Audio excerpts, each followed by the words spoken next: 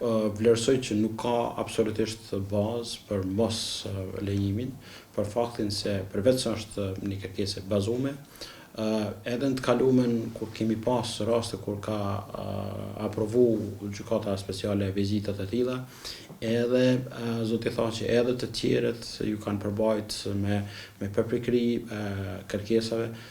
përkatësisht kritereve të vendosura nga ana e dhomave të specializuara, prandaj e vlerësoj që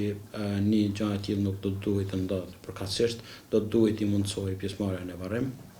por tashmë vlerësoj që ky vendim është në vazhdën e jo pak vendimeve të natyrës absolutisht jo humane. Njëra prej arsyeve që eventualisht mund të ketë ndiku në një vendim të tillë, përkatësisht mos lejim për me marrë pjesë, vlerësoj që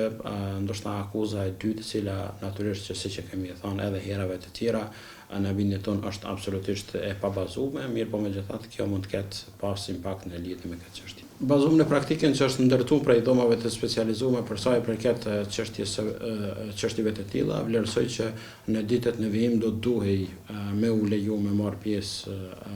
zoti Thaçi në ceremoninë e të pamës së paku me u çmall me u ngushëllu reciprokisht me familjarët e vet për këtë ngjarje, për këtë vdekje të babait të tij.